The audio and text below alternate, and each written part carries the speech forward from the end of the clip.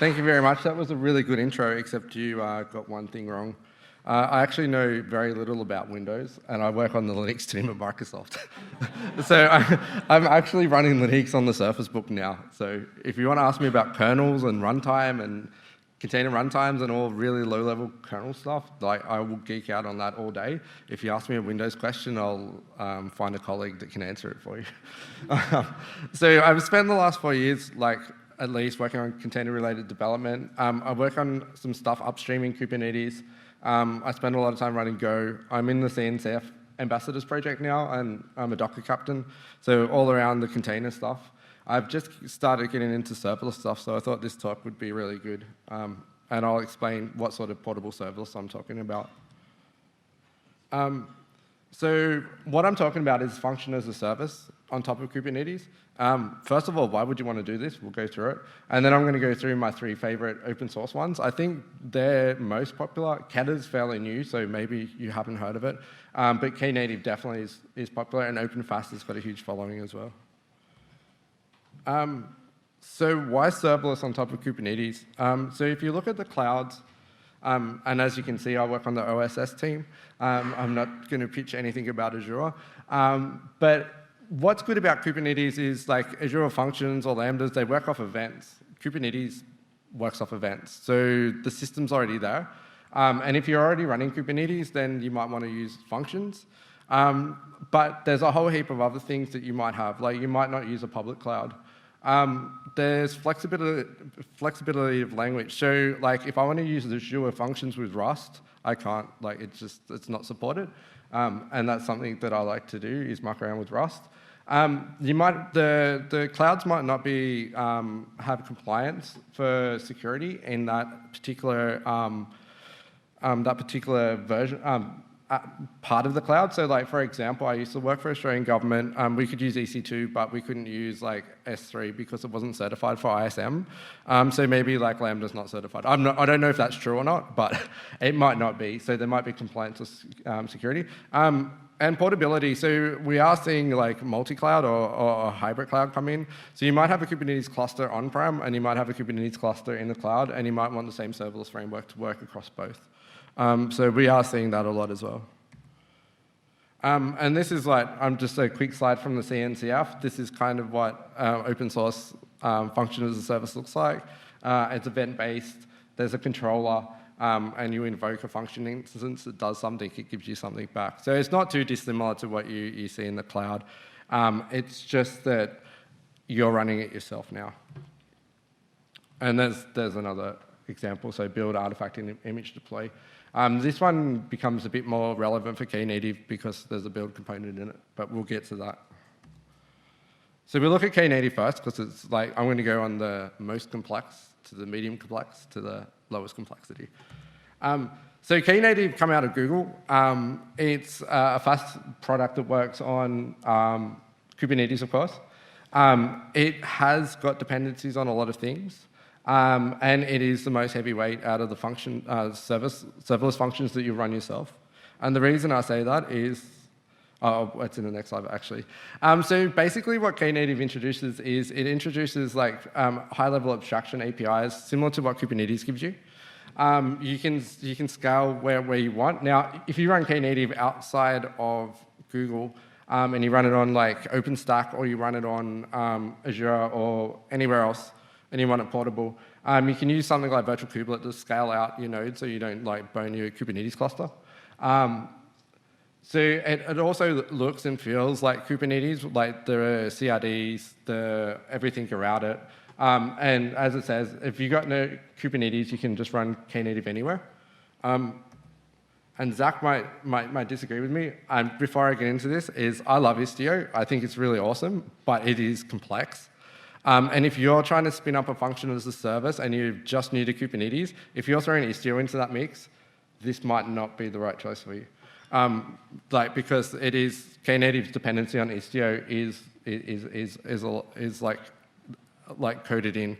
And as I said, I love Istio. I run it. I understand it. I've worked with it since before like a very early release of it. But if you're new and you've got your own Kubernetes and you're just learning that and you want like just a simple function as a service and you don't want mesh and a whole heap of other things, just think about what you want. So it can be a plus if you're an Istio person, that Istio comes with it, but that can also be a big minus. But this is broken, Knative is broken up into a kind of 3 bits, which is really cool because some of these bits you can swap out.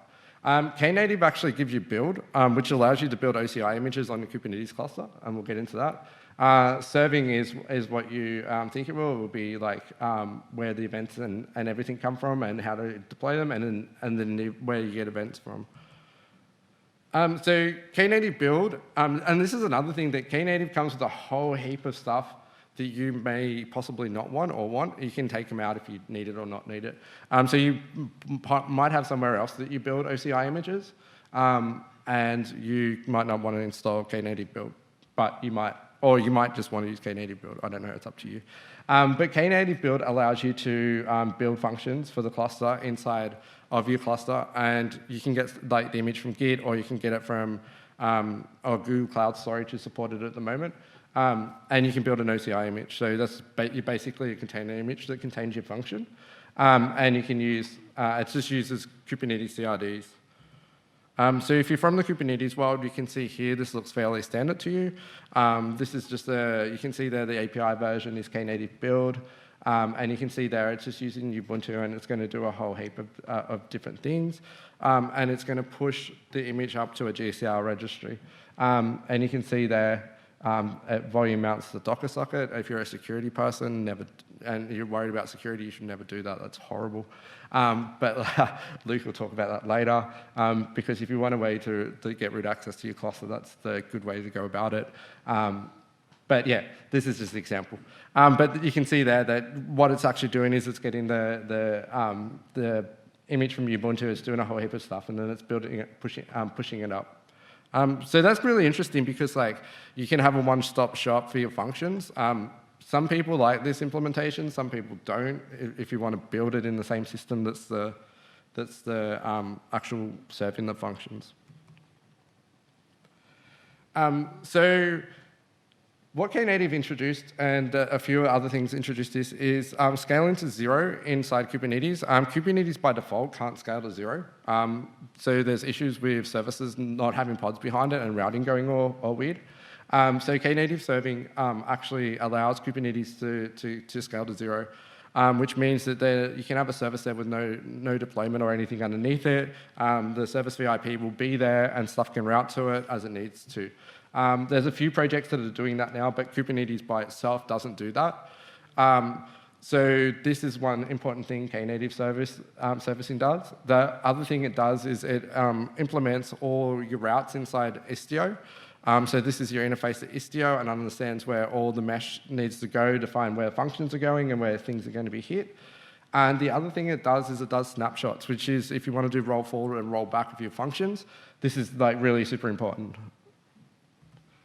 So this is kind of what the Knative Serving looks like. So you have your function, you get an Istio route name, which is like creates the Kubernetes primitives that you need, like services and everything else. And then you've got your configuration there, which is a snapshot, and you can have different revisions of that configuration, and you can roll forward and roll back, depending on what you want to do with your function. So Knative Serving is actually pretty good. You can swap it out, though. So if you have things like OpenWith, so IBM's using Knative with OpenWith. They've swapped out Knative Serving for their implementation of OpenWith. Keda's there as well, which we've got from the functions team in Azure, but it's open source. You can swap Knative Serving out for Keda as well if you want something a little bit more lightweight. But I do like Knative Serving. It's pretty good what it gives you. Knative Eventing, we've seen so much today about like event-driven architecture. Serverless or function as a service is all event-driven architecture.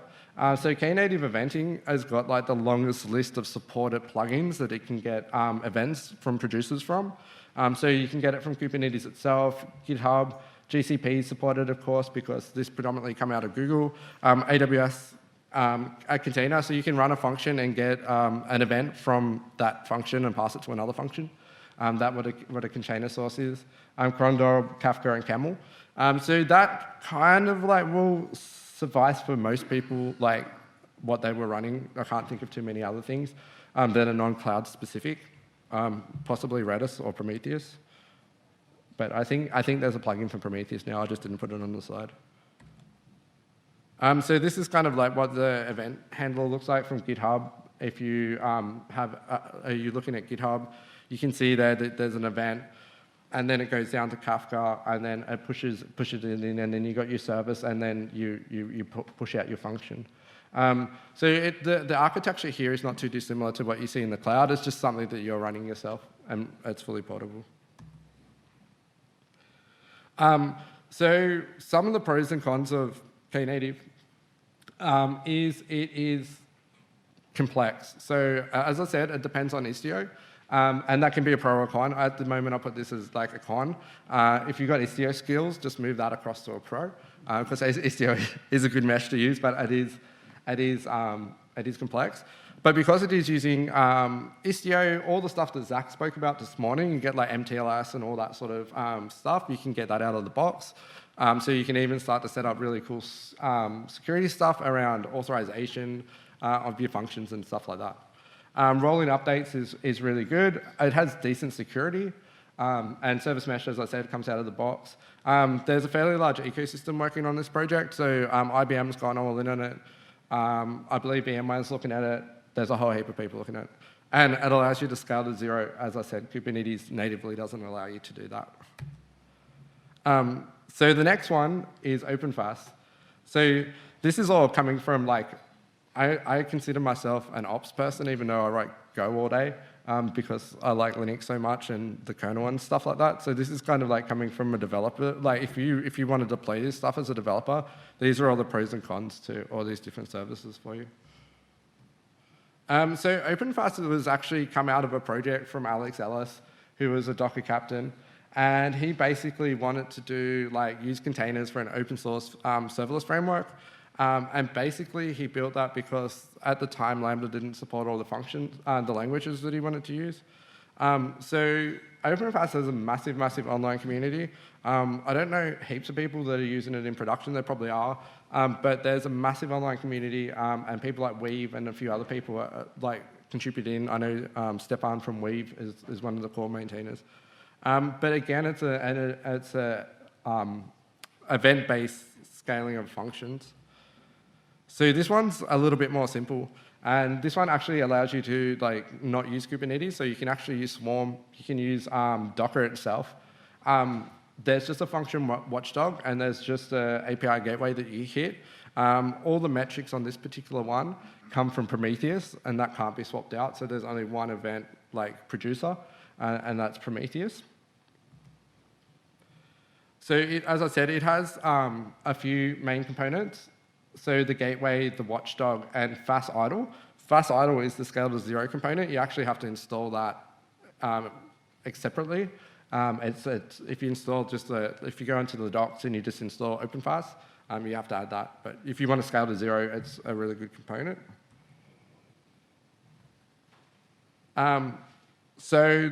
I'll just speak actually a little bit more. So the API gateway is what you hit. Out of the box, one of the things that like I found with OpenFaaS straight away is it's like a bit insecure.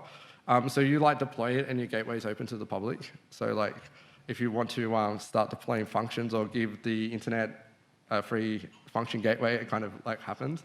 There is tutorials on how to lock that down. You can put other things in front of it to lock it down. But out of the box, some of the security isn't quite there yet.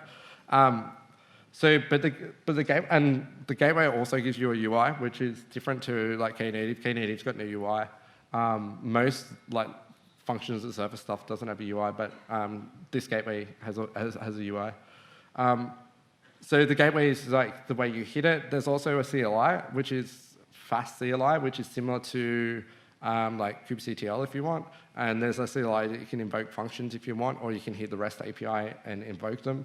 And what the watchdog does is it just watches the API and Prometheus and then kicks off the function, has a look at what happens, and reports back to Prometheus, and Prometheus kind of handles where everything is and what's just happened. So as I said, the events for Kubernetes, the events for OpenFast, you can get platform events on Swarm. The Swarm events are actually better than the Kubernetes events at the moment, or Docker itself, or all your metrics around everything that you're deploying is going to go through Prometheus.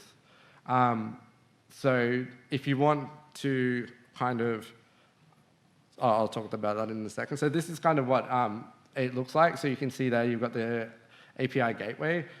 You can see there that it's on port 8080, and it's not even HTTPS. So that's why I mean, like, kind of this project, although open source, is a little bit immature on the security side. In saying that, there is heaps of information on how to secure it. It's like, but if you take this project on, that's on you. And you can see there that there's a lot of stuff like there's no MTLS in between any of the calls and bits and pieces like that. But you can see there that the OpenFast API is there.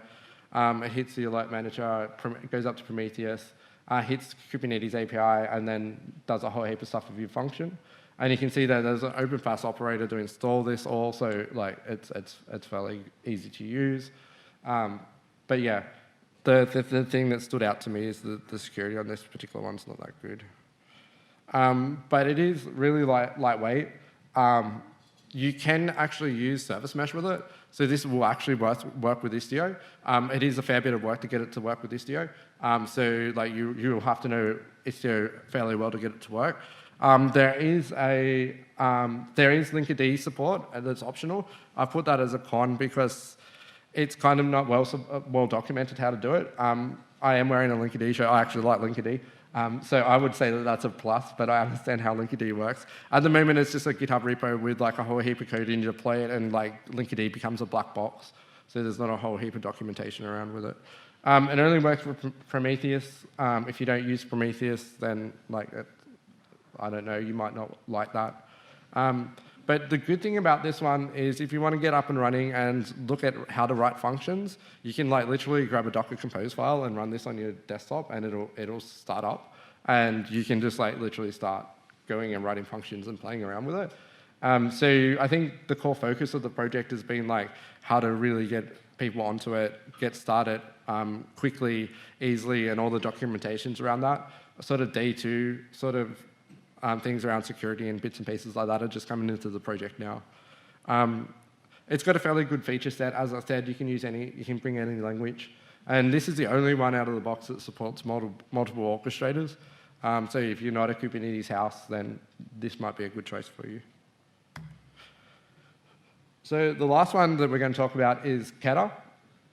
And this is Kubernetes event-driven autoscaling. This one actually come out of the functions team on Azure and has been open sourced under its own GitHub repo and its own like GitHub organization. So this basically is like a really lightweight library. It basically does two things. It listens to a metric server for predefined metrics that you give it, and it kicks off an event.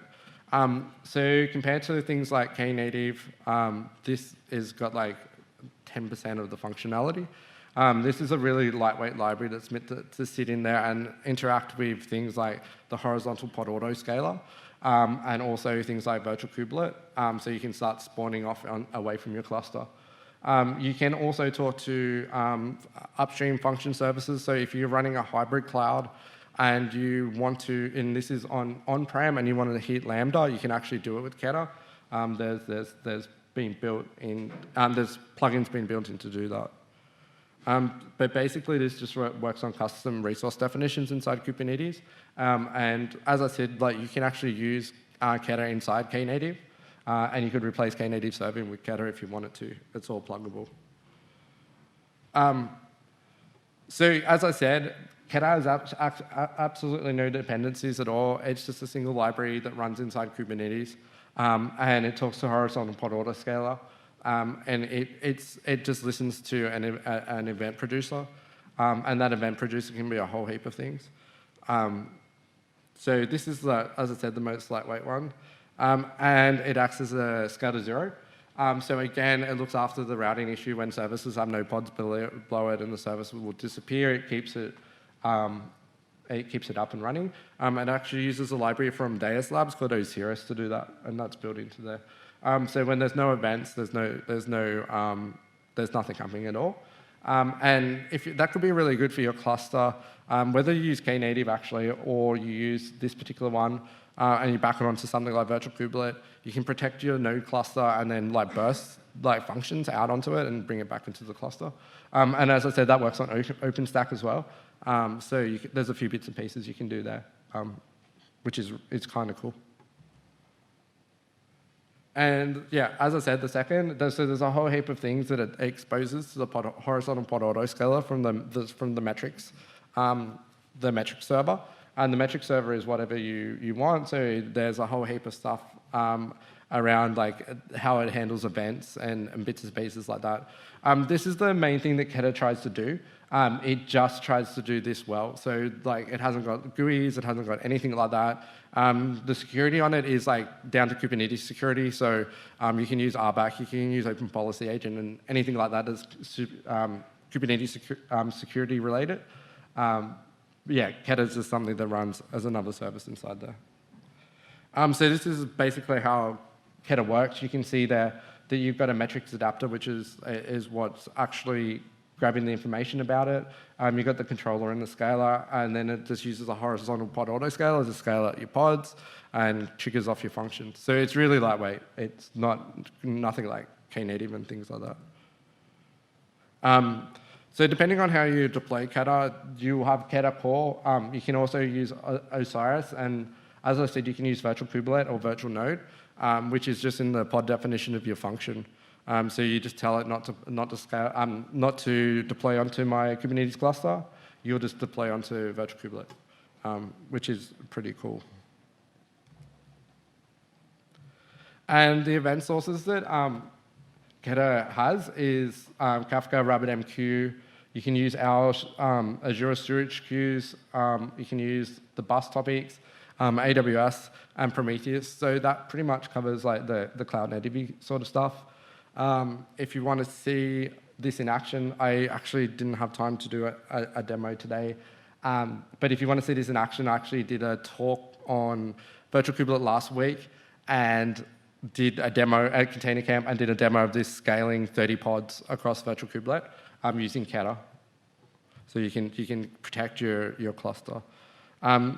So depending on what you want to do, as I said, this one, I'll get to the end of it. So this one's the most lightweight. It works with any service mesh as well. So if you have Keda, it doesn't actually care about the service mesh at this point. It just expects that the mesh is there, so it works with any of them. It does very few things and does it well. There's not that many features though, so it only does speaks to horizontal pod autoscaler. As that project matures as well, more functionality will come, and it's Kubernetes only. But it does have a good amount of event sources, which is really good. And out of the box, it works with Virtual Kubelet, as does Knative now as well. But yeah, so across those three projects, you can see there that there's Knative that gives you a whole box function as a service product, but with that comes complexity. Then you got something like OpenFaz, which gives you nearly all those features, but hasn't thought about the security things that Knative has thought about. And then if you just want a really, really lightweight function as a service, you can just use Keda as a library and then build your own functions and just use the horizontal pod autoscaler. So all that really depends on how familiar you are with Kubernetes and what your security profile is, and also how well you understand all the different components within them. Because as I said, if you're new to Kubernetes and you're new to Istio, Knative, and you're trying to do functions as well, that's quite a steep learning curve you'll have for Knative. So OpenFast will be easier to pick up, but then security's not as good. Or Keda, if you're new with Kubernetes and you will just want to learn about horizontal pod autoscaler, then Keda might be something that you implement first and then start looking at other ones later. The good thing about all three is if you write your functions in any language and they're containerized, you can actually swap your functions out between any of them because they're completely portable. So the code you write's portable. The backend system that does stuff is kind of a little bit different. So with that, any questions?